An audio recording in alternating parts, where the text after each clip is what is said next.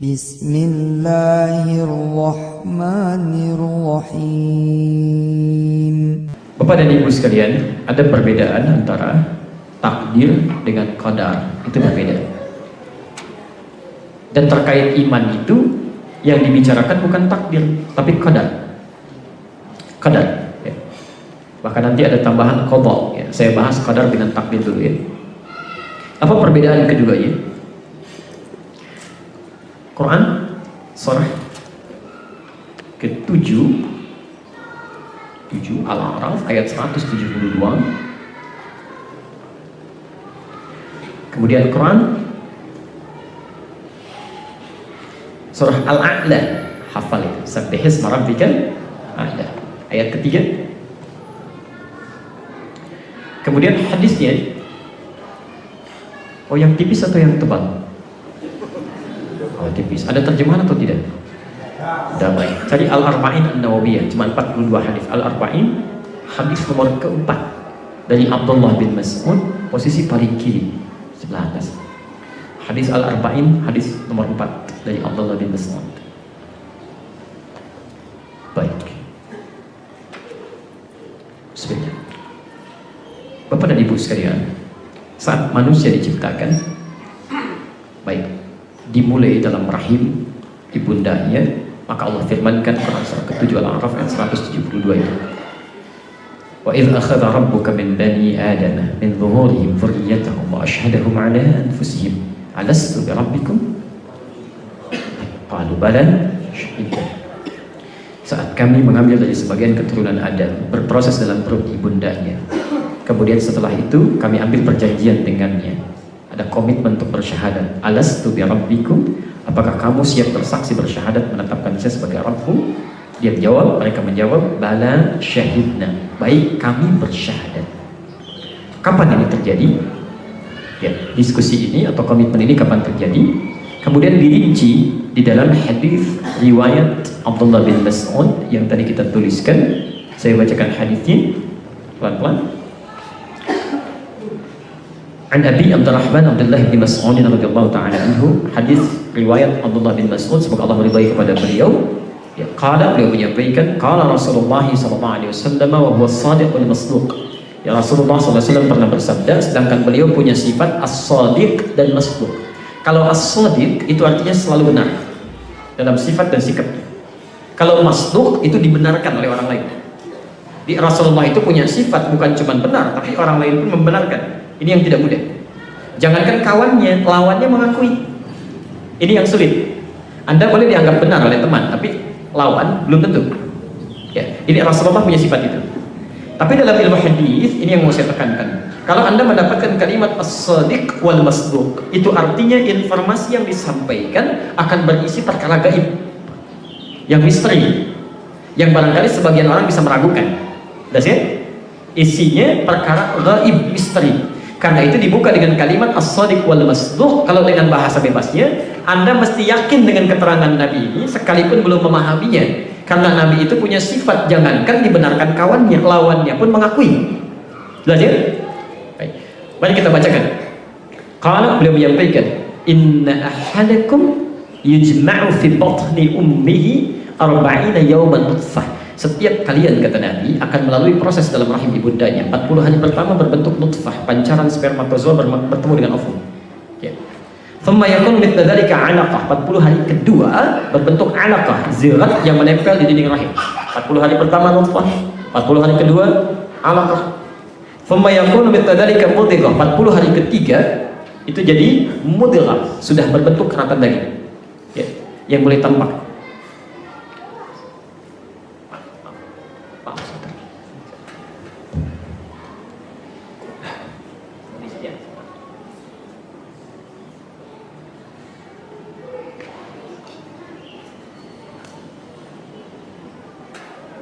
Maaf ya, saya teruskan dulu. Baik, sudah?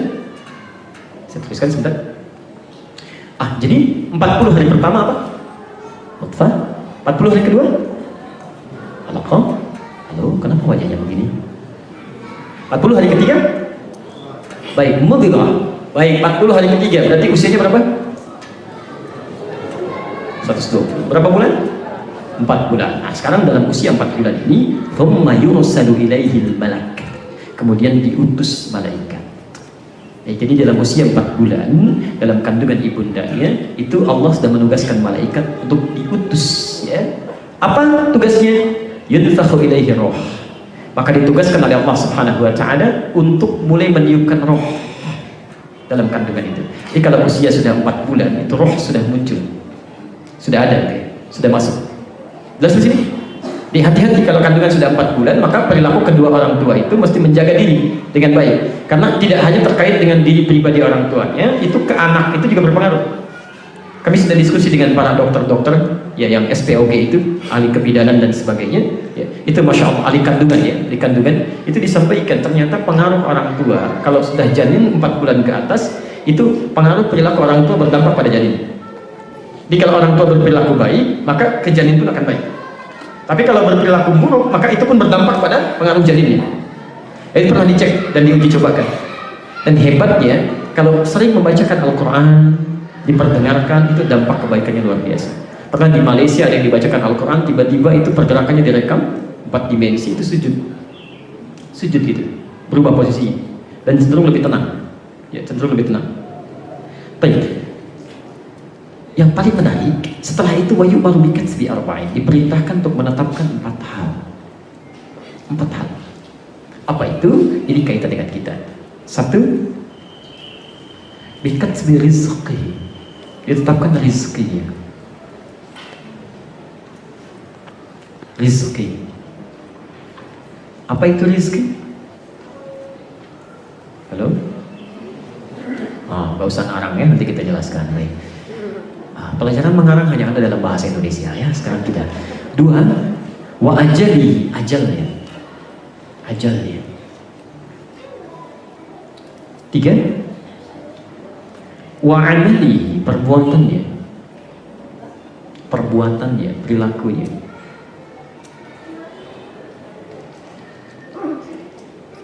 Dan keempat, as-sa'idun huwa am syaqiyyun, bahagia atau sengsaranya.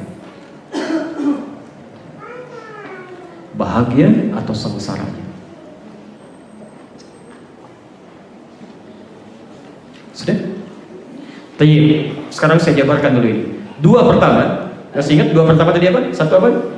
Rizki, kedua ajal. Ini yang disebut dengan qadar. Tolong kasih tanda, ini qadar namanya. Qadar. 2 terakhir, perbuatan, satu lagi apa? Bahagia atau sengsara, kan? Bahagia atau sengsara, itu yang disebut dengan takdir. Maka ini ditetapkan oleh Allah Subhanahu wa Ta'ala sebelum kita terlahir.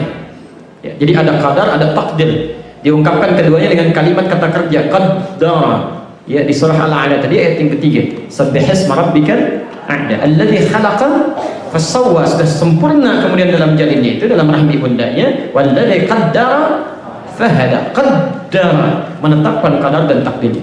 Jelas di sini? Baik, apa itu qadar, apa itu takdir? Kita mulai di inti bahasannya. Qadar adalah ketetapan Allah. Ketetapan Allah pada setiap hamba. Pada setiap hamba.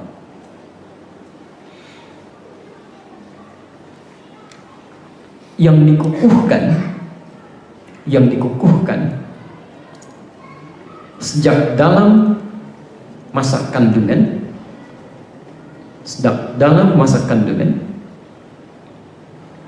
dan tidak akan berubah sampai wafat menghadap Allah Subhanahu wa Ta'ala, dan tidak akan berubah sampai wafat menghadap Allah Subhanahu wa Ta'ala.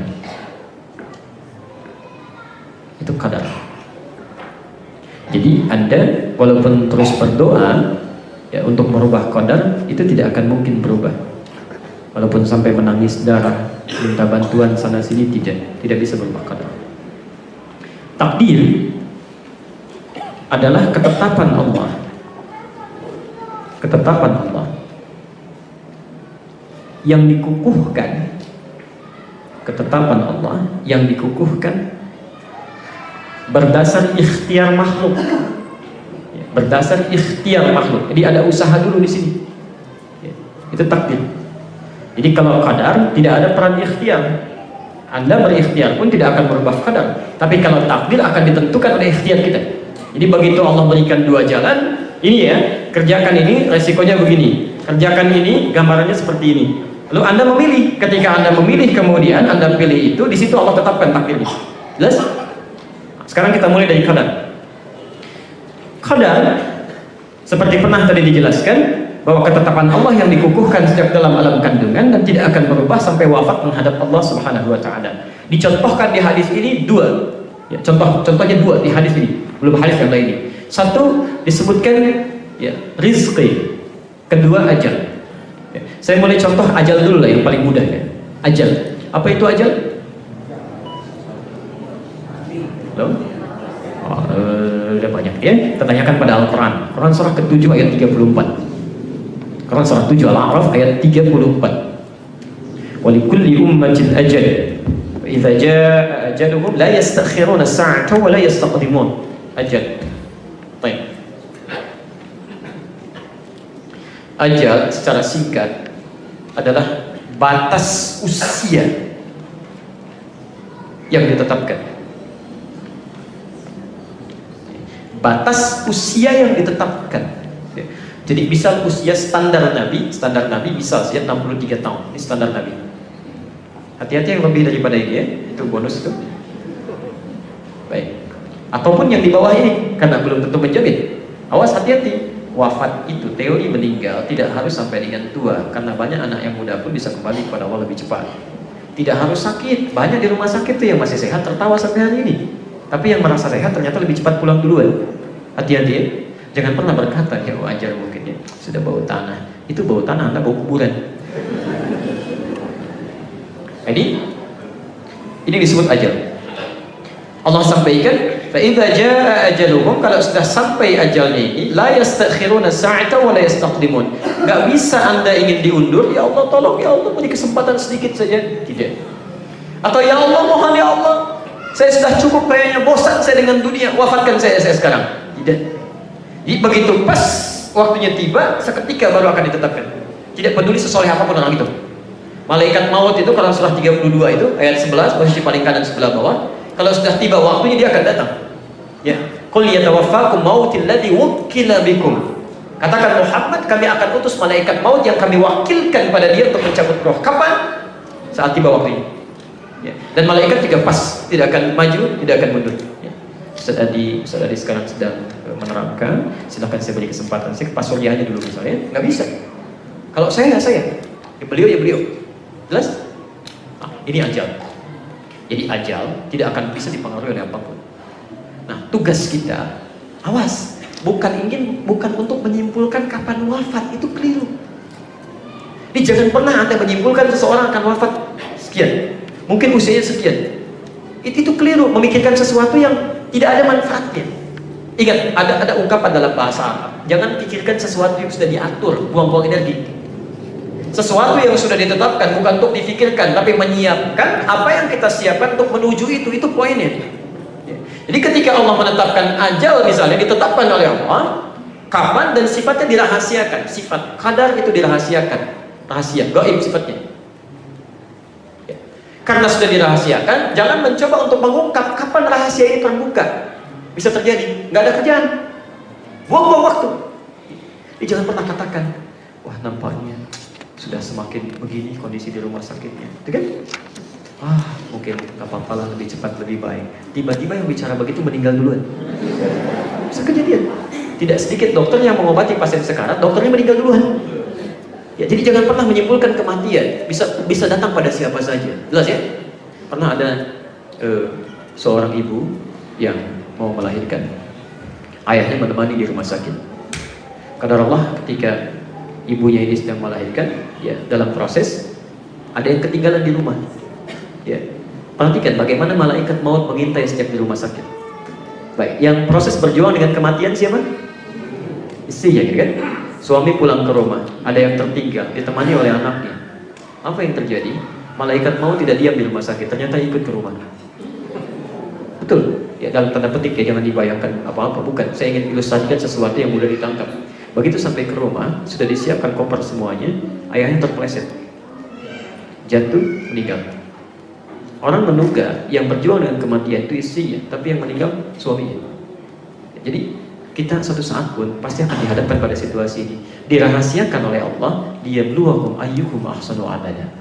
Untuk menguji bagaimana kita menyiapkan fase ini supaya saat datang keadaan kita baik gitu. Di poin ini. Jelas ya? Dan itu rahasianya, makanya kenapa tidak ditampakkan? Kalau ditampakkan, Pak, Masya Allah, ya malas kita beraktivitas. Insya Allah ya, Pak Asep akan meninggal besok, Insya Allah malam jam 8 lewat 8 menit, jam 8 detik ya. Disiap-siap saja dari sekarang. Masya Allah, di masjid aja begini kan. Gak mau keluar. Pak, besok sudah waktunya kerja. Aduh, yang lain aja saya siap-siap dulu. Gak minat, kasih makan, gak mau gitu kan. Ibadah dikit aja, kan capek hidupnya. Jelas ya? Maka dari itu, bagaimana cara kita menyikapi ajal termasuk dari kadar ini? Maka disebutkan oleh Allah bahasanya dengan kata umur. Al-umru. Umur itu asalnya bukan usianya, Pak, bukan usianya. Umur itu punya beberapa makna dalam bahasa Arab. Satu, sesuatu yang bermanfaat. Bermanfaat. Baik. Pernah dengar kata makmur? Memakmurkan masjid, kan?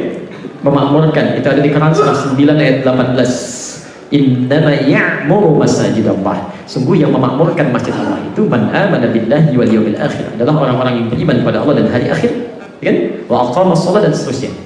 Makmur. Kenapa ada memakmurkan masjid? Dari kata al-umur.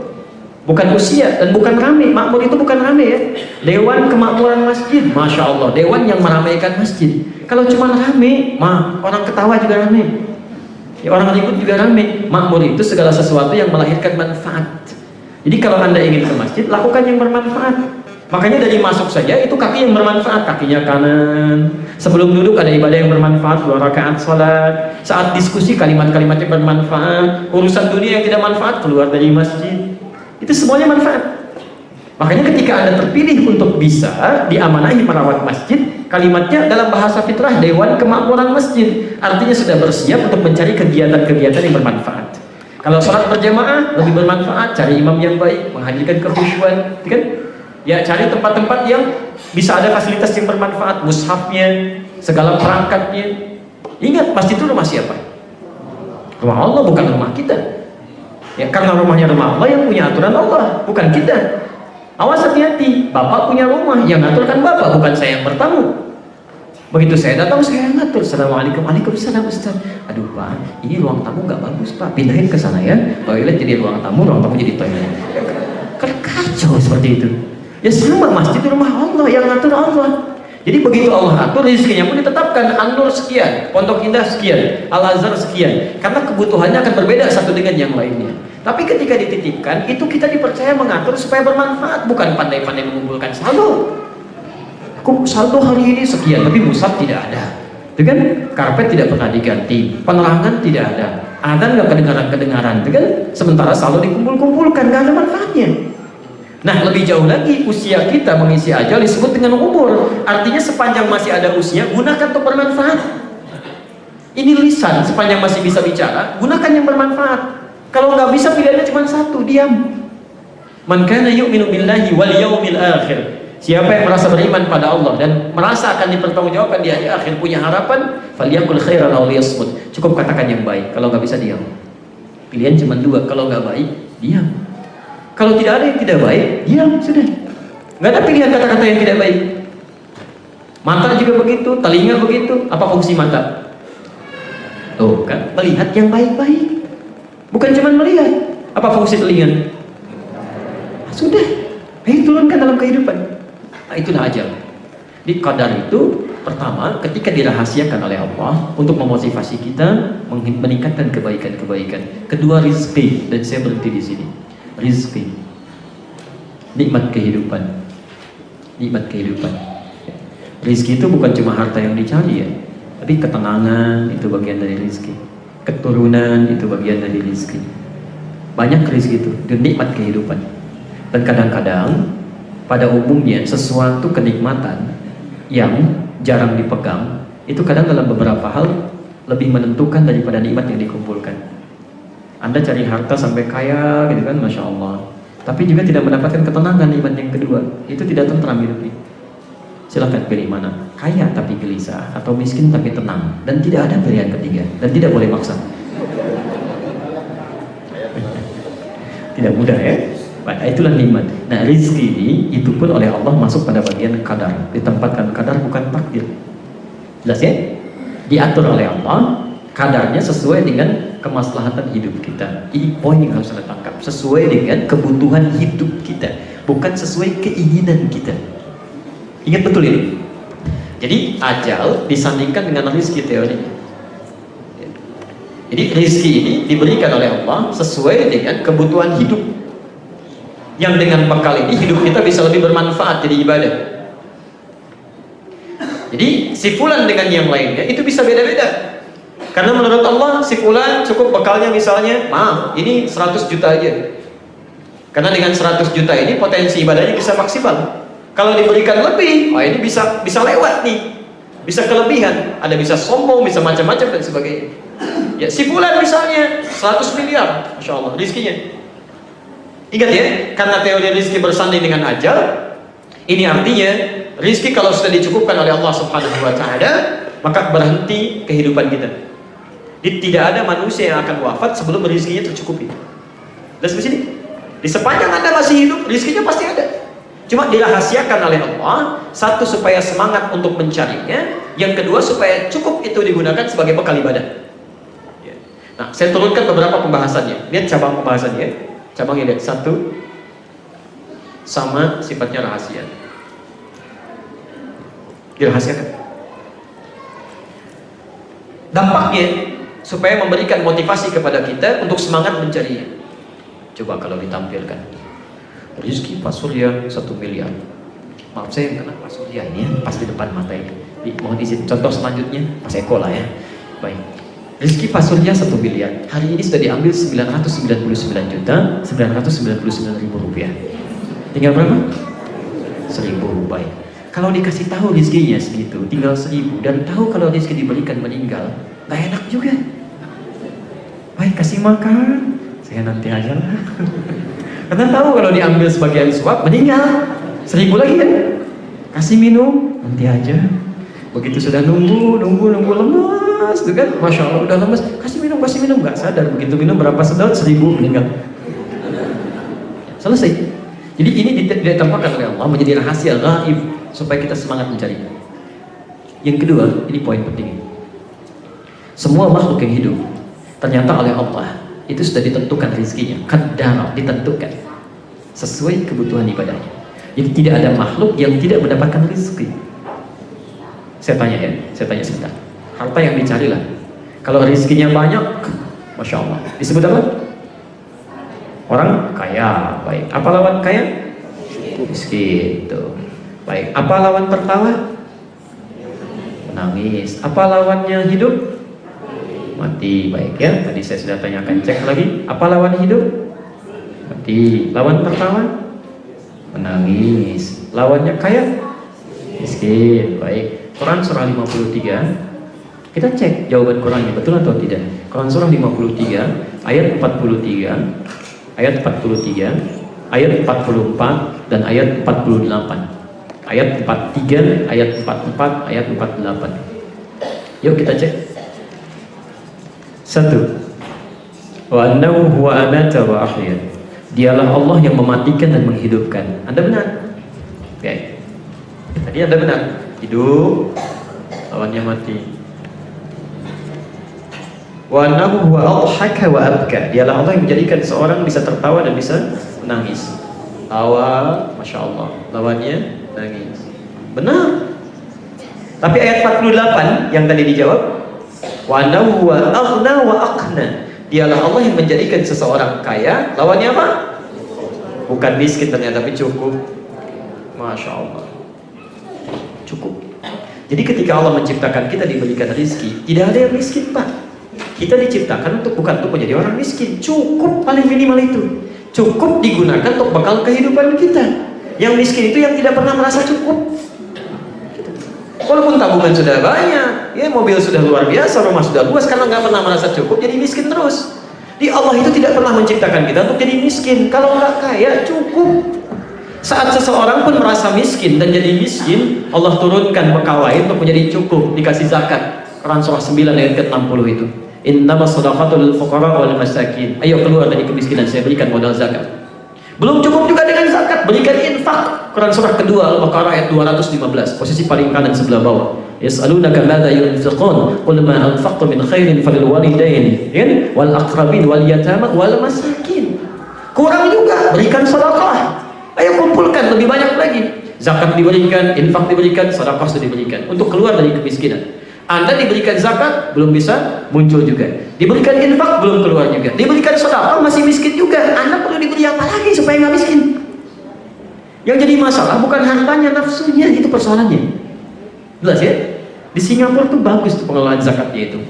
Jadi memberikan kail bukan ikannya, melatih, ya, bukan menjadikan tetap dalam koridornya. Jadi persoalan begitu menemukan orang miskin, lihat apa kemampuannya, bakatnya apa, berapa potensi zakat kita. Coba lihat, berikan bimbingan, pendampingan, target setahun, dampingi, tahun depan Anda berzakat ya, berhasil. Nah ini ada sebagian orang menjadikan kemiskinan sebagai profesi. Ini jadi masalah, terutama saat Ramadan gitu kan, di drop jam 4 subuh, pakai gerobak, jalan kan, dikenal manusia gerobak. Kalau bawa tong itu jadi manusia tong gitu kan. Nah itu jadi masalah tuh. Ya, jalan, ambil lagi, ini jadi masalah. Ya, jelas di sini. Di pilihan cuma dua. Kalau tidak cukup, berarti kaya. Ayo antum pilih yang mana? Cukup atau kaya? Halo? Oh, kan? Ada yang pilih yang ketiga, cukup kaya Ustaz. Ayo. Tapi poinnya cuma ini. Kan? Nah, tapi yang paling penting yang harus kita camkan dari sekarang, pokoknya untuk mendapatkan cukup atau kaya itu, karena sifatnya dirahasiakan, berasalnya dengan ikhtiar. Tadi sama. Kalau urusan ya anjal ikhtiarnya berbuat kebaikan, kalau urusan rezeki yang mencari. Jadi sekalipun Allah telah tetapkan rezekinya, tetap ada unsur ikhtiar di situ. Ya. Quran surah ke-51 ayat 22. Posisi paling kanan di tengah agak sedikit ke bawah. Wa fis samaa'i rizqukum wa ma tu'adun. Wa fis samaa'i rizqukum. Dan di langit telah kami tetapkan rezeki kalian. Sudah kami tetapkan, jangan takut ya. Sudah ada setiap kita, awas tolong pahami betul ini ya. Setiap kita kata Allah, rezekinya sudah saya tetapkan, si fulan sekian, sebulan sekian, saya sekian, Mas Eko sekian, bulan sekian, sudah ada. Ya, jelas? Karena rezeki kita masing-masing sudah dapat, maka jangan pernah usil mengambil rezeki orang lain. Gak ada kerjaan. Ya. Jadi kalau kita sudah punya bagian, jangan ambil punya orang. Karena hukum mengambil itu suatu saat akan dikembalikan. Lihat hukum Qurannya ya. Seseorang A mengambil punya B, maka yang punya B ini suatu saat akan dikembalikan kepada A. Ya. Jadi, aduh, luar biasa, buang-buang energi, ngambil ke sini, cuma dipegang, merasa senang. Beberapa saat kemudian diambil lagi. Dan yang paling celaka ketika rezeki itu berkembang nanti. Rezeki jelek dipakai korupsi misalnya, dipakai beli ini, beli itu, berkembang dia, digunakan ini. Begitu kena KPK, TPPU, tindak pidana pencucian uang, kena semua, merambat. Saking sayangnya Allah cari yang haramnya sampai ketemu, keluarkan dari tubuhnya, masukkan di isolasi supaya tidak gabung dengan lingkungannya dulu. Maka di isolasi dia pesantren kan, di Sukamiskin misalnya, diberikan pendidikan, didekatkan dengan kebaikan. Anda kalau sudah diisolasi begitu, diberikan kebaikan, belum sadar juga, perlu diapain lagi? Saking sayangnya Allah yang haram sudah dikeluarkan, ditempatkan di sini, kan? Itu poin. Nah, jadi setiap kita sudah punya rezeki yang ditetapkan oleh Allah. Wa ma tu'adun, dan dijanjikan akan diberikan. Ya, kalimat ini tidak cukup sampai sini. Ya, tadi rezekinya ada di mana? Ditetapkan di mana? Fis sama, sama itu di mana? Langit, masya Allah. Kita ada di mana sekarang? Oh, kan tanah kusir. Ya, tanah kusir. Bumi kan luas. Ya. An-Nur bagian tadi apa? Bumi, kan? Baik. Tinggal di bumi. Nah, sekarang lihat. Ya Allah, rezekinya di langit, saya di bumi. Bagaimana bisa mendapatkan itu? Maka kemudian Allah turunkan Quran surah kedua Al-Baqarah ayat 29, posisi paling kanan sebelah bawah. Ya. Walladzi khalaqalakum ma fil ardi jami'a. Rezeki yang di langit ini kami turunkan ke bumi. Dihadirkan. Insyaallah. ada tumbuh-tumbuhan, makanan, macam-macam dan sebagainya. Indonesia itu lebih luar biasa. Eropa yang mengaku maju dan sebagainya, itu cuma kebagian bunganya aja. Makanya musimnya musim kembang, musim semi saat tumbuhan mulai berbunga kan, bunga ini, bunga itu. Kita kurang apa lagi? Kita itu musim buah, musim duren, musim jeruk, musim nangka. Saya belum pernah dengar ada orang sekarang Pak musim kembang duren, musim kembang nangka, nggak ada, pasti buah. Banyak rezeki kita turun ciptakan, ngambil emas, dari emas ditukar jadi macam-macam, jadi bangunan dan sebagainya. Yang jadi masalah sekali lagi, rezeki oleh Allah diturunkan ke bumi, kita tinggal di mana? Bukan, kan sekarang di tanah kusir, di Anur, ya kan? Ada yang di Bekasi, ada yang di Jakarta. Bumi itu kan cukup luas. Anda tinggal di tanah kusir, rezekinya berada misalnya di Kalibata, maka Anda mesti bergerak kan? Anda jemput ke Kalibata tuh. Maka diturunkan Quran surah kedua Al-Baqarah ayat 168, posisi paling kanan sebelah bawah itu. Ya ayyuhan nas, hai semua manusia, kulu mimma fil ardi halalan thayyibah. Silakan dapatkan untuk makan kalian tuh, untuk kehidupan. Makan di sini sinektok pas prototo disebutkan sebagian, dimaksudkan keseluruhan. Pak kemana? Mencari sesuap nasi, padahal bukan sesuap kan? Banyak itu sinektok pas prototo. Dzikrul ba'di yuradu bihil kullu. Disebutkan sebagian, diinginkan semuanya. Maka silakan bergerak, berangkat. Tapi caranya halal dan thayyib. Cari dengan cara yang legal, dapatkan yang terbaik di situ. Baik, ya Allah, saya sholat, dia enggak. Saya puasa, dia enggak. Masa cara mencari rezekinya sama?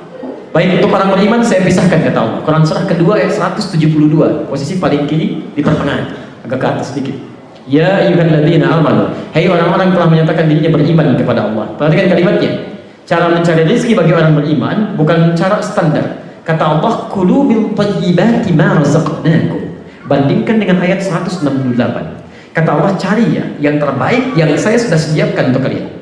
Saya sudah sediakan untuk kalian. Kalimat halalnya dibuang di situ. Ketika orang umum mencari halalan thayyibah, tapi orang beriman halalnya dibuang.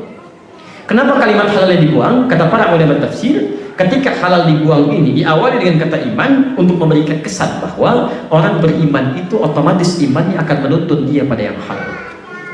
Karena itu, maaf, tidak disebutkan lagi halalnya, karena otomatis. Di orang beriman itu nggak akan pernah mikir yang haram. Kalau ada orang kerja mikirkan yang haram, berarti ada yang salah dengan imannya. Nah, kalau Anda sudah bisa seperti itu kerjanya dengan iman apa yang Allah ridhai, sesuai aturan Allah, maka kata Allah, ma razaqnakum, saya jamin bukan dia yang capek bekerja, saya yang akan dekatkan rezeki.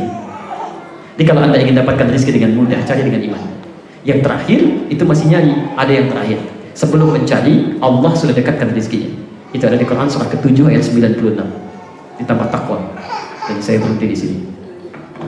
Walau anna ahlal qura amanu wattaqau lafatahna 'alaihim barakatin minas sama'. Tadi rezeki ada di mana? Di atas. Diturunkan ke mana? Ke bumi. Sekarang perhatikan, kalau semua penduduk di satu tempat, tanah kusir semuanya, amanu, iman plus taqwa, wattaqau. Cari rezeki, tapi jangan tinggalkan sholat berjamaah, tahajud juga, baca Quran juga. Kata Allah, kami jamin, kami buka semua pintu langit dan bumi. Lafatahna 'alaihim barakatin minas sama' wal ardh. Kalau sudah pintu langit di bumi, pintu langit dan bumi dibuka oleh Allah, masya Allah, rezeki itu akan mudah datang, bahkan dari sisi yang tidak kita duga. Tiba-tiba datang aja, nggak nyangka ya. Jangan disangka karena rezekinya pun datang dari sisi yang tidak Anda sangka-sangka. Jelas ya? Baik, kalau sudah jelas, saya cukupkan dulu sampai sini untuk kalimat terakhir, beriman kepada qadar. Ya, jadi kalau saya persingkat, artinya kita mesti meyakini dengan segala yang telah diatur oleh Allah Subhanahu wa taala. Jangan mengeluh. Kalau sudah Allah tetapkan, baik yang kita pandang khairihi baik ataupun kita rasakan belum baik, semuanya pasti baik. Saya ulang ya, ini kalimat terakhirnya, closingnya. Maksud beriman pada qadar itu adalah meyakini segala ketentuan Allah. Pada yang kita rasakan baik ataupun pada yang kita duga belum baik. Yakin aja dulu, jalani. Jangan mengeluh. Saya ulang, jangan mengeluh, yakini, jalani. Kadang-kadang yang kita pandang belum baik itu justru menurut Allah ada kebaikan besar di depan yang saya siapkan. Cuman kamu belum tahu di sini. Jadi menyikapi kadar Allah itu dalam kehidupan, tolong jangan mengeluh dalam rezeki. Kalau belum dapat, ikhtiar aja. Boleh jadi yang kita pandang belum baik, ini saya siapkan yang terbaik. Quran surah kedua Al-Baqarah ayat 216, posisi paling kiri sebelah atas. Kutiba alaikumul qitalu wa huwa kurhun lakum Diwajibkan bagi Anda semua memerangi. Dulu konteksnya jihad dengan fisik. Kalau tidak ada peperangan fisik, maka berjuang melawan hawa nafsu. Ya. Walaupun itu tidak mudah, bahwa kurhul lakum. Maaf ya, kadang Anda bekerja sudah sholat, sudah puasa macam-macam, tiba-tiba lamar ke sini ditolak juga, lamar ke sini belum diterima juga. Asa an takrahu syai'an fa huwa khairul lakum. Boleh jadi yang tidak Anda sukai, di situ kata Allah saya siapkan yang terbaik untuk Anda. Wa asa an tuhibbu syai'an wa huwa syarrun lakum. Kamu berharap yang ini sekarang, kata Allah di balik ini kamu nggak tahu ada sesuatu yang besar terjadi, berbahaya untuk kamu. Apa logikanya ya Allah? Wallahu ya'lamu wa antum la ta'lamun. Saya tahu masa depan, kamu tidak, kata Allah. Masa depan kita mikirnya pengen keterima aja, tapi Allah lebih panjang pengetahuannya. Di depan perusahaan ini akan bangkrut, akan terjadi begini. Kamu jangan yang ini nggak baik menurut saya. Bagi kamu nggak baik. Saya siapkan yang lain. Ya. Saya dulu guru pertama saya dari Madinah, guru-guru saya. Sebelum saya kuliah di kampus, saya sudah belajar kurikulum Madinah sebelum saya kuliah. Ya, kami kenal syekh kami di sana dan kami kunjungi juga, Masya Allah, tempatnya. Itu begitu sudah selesai tingkat aliyahnya, saya ingin melanjutkan ke Madinah. Itu kadar Allah ya, Masya Allah. Itu diberikan tanda tangan oleh tokoh di Indonesia yang kalau di Timur Tengah tanda tangan diberikan sudah tidak perlu dipertanyakan prasyaratnya. Sudah selesai diterima. Tapi kita menginginkan sesuatu, Allah punya keinginan yang lain. Kamu jangan ke situ. Ya, Masya Allah, harap-harap ke Madinah, munculnya ke Ciputat. Kan? Di sekolah yang kurikulumnya kerjasama dengan Kairo, Al-Azhar, Dirasat Islamiyah. Jadi saya belajar kurikulum Madinah dan belajar kurikulum Al-Azhar. Belajar di situ. Ya. Yang terjadi kemudian begitu mau berangkat, begitu didaftarkan, bom lagi terjadi. Dan di situ kuota ke Timur Tengah ditutup untuk sementara waktu. Madinah tidak ada penerimaan, Mekah tidak ada penerimaan, macam-macam, nggak ada penerimaan. Karena saya waktu menyampaikan itu cuma dua, kalau nggak Mekah, Madinah, Jamiah Islamiyah atau Ummul Qura. Itu semua ditutup, termasuk negara-negara lain. Ya, harap-harap ke Madinah, diarahkan ke Ciputat. 2 tahun di Ciputat belajar dari materi-materi ya orang-orang Mesir, dari Al-Azhar, ya, termasuk yang di Indonesia dari MUI. Apa yang terjadi? Tiba-tiba panggilan datang. Panggilannya nggak pernah saya lamarkan, nggak pernah saya mintakan. Itu tiba-tiba dipanggil saya ke Tripoli, ke Libya. Apa yang terjadi? Ternyata di Libya itu ketika datang diberikan bekal yang lain yang tidak pernah ditemukan di universitas lain. Ada beberapa hal yang nggak bisa didapatkan kecuali di situ. Dimulai dari Libya. Saya senang tafsir loh, tafsir Al-Quran. Tafsir itu harus menguasai bahasa Arab dulu dengan segala ilmunya. Itu Libya terbaik untuk bahasa itu. Masuk saya ke Libya. Ketika libur 1 tahun, saya datang pas mau ujian. Jadi S1 saya itu cuma 3 bulan itu. Satu saya dapat pada waktu itu 3 bulan. Maaf, tahun pertama 3 bulan. S1-nya 2 tahun setengah. Ya. Jadi setelah itu tahun pertama 3 bulan pada tanggal 25 Juli. Ya, pada saat itu saya 2006 ke Kairo, ke Al-Azhar, dapat undangan. Anda tahu apa yang terjadi?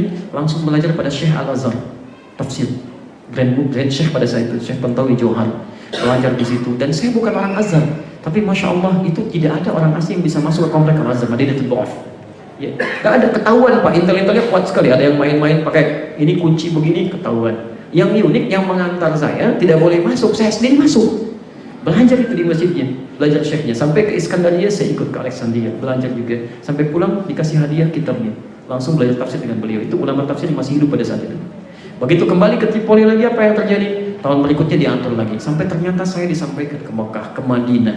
Ternyata Masya Allah sampai ke Tunis, sampai ke beberapa yang lainnya. Yang paling menarik, kita menginginkan yang ini, kata Allah bukan. Kamu bukan butuh yang itu. Kamu akan dimulai di sini, di sini, di sini. Akhirnya apa yang terjadi? Saya tahu Libya, saya tahu Mesir, saya tahu Madinah, saya tahu Ummul Qura, sampai saya kunjungi masjidnya, kurikulumnya dan sebagainya. Dan apa yang terjadi? Hanya ini yang terjadi. Jadi semua nikmat Allah kalau diikuti ada rahasia besar yang kita bisa dapatkan itu. Jadi kalau Anda satu kali mengalami satu kehidupan, tugas kita cuma ikhtiar, bukan menentukan hasil. Belum tentu ketika Anda raya Anda bisa hidup. Jalannya dulu nikmati, jangan mengeluh. Mengeluh itu tidak menyelesaikan persoalan. Coba lihat orang-orang Ciamis tuh, begitu mau berangkat ke Jakarta, Masya Allah, bis semua nggak ada yang mau. Naik pesawat nggak bisa karena nggak ada landasan pacunya gitu kan. Masya Allah, apa yang terjadi? Tugas kami cuma ikhtiar, bukan menentukan hasil. Jalan kaki aja. Begitu ikhtiar dikerjakan, semua menjemput. Bisnya mau datang, ini mau datang, itu mau datang, semua berjejer. 40 truk lebih makanan disajikan, semua datang gitu. Tugas kita, masalah rezeki jangan mengeluh. Burung aja cuman keluar pagi, pulang sore, rezekinya cukup. Masa Anda keluar gelap, pulang gelap gak cukup-cukup?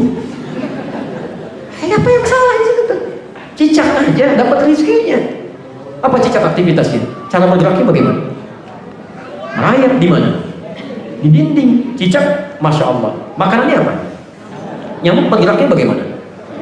Di mana keadilan Allah?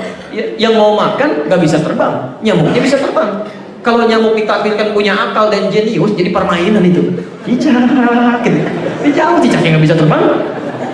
Tapi lihat, hukum Allah menjadikan itu adil. Kita cuma diberikan lirik-lirik syair oleh orang tua kita dulu itu. Cicak-cicak di diam-diam. Cuma diam-diam merayapnya, diam-diam aja. Ya, tugas cicak oleh Allah cuma ditugaskan merayap aja kamu. Dan dia merayap dengan diam-diam aja merayap. Tiba-tiba datang seekor nyamuknya datang, bukan cicak mendatangi nyamuk, nyamuk mendatangi cicak. Kalau cicaknya nggak merayap, nggak akan datang nyamuk itu. Ya kata Allah, kamu cuma merayap, diam-diam, nyamuknya datang. Cicak aja yang diam-diam merayap, rezekinya datang. Anda yang kerja luar biasa, masa nggak datang? Pasti datang. Setelah itu datang seekor nyamuk, loh, silakan. Ya. Jadi semuanya ada gitu ya. Jelas ya? Sudah ya? Cukup dulu ya. Baik, kita cukupkan dulu. Jadi poinnya itulah, jangan mengeluh. Kadar sudah diatur. Kita berlomba dengan kiamat atau minimal kematian kita.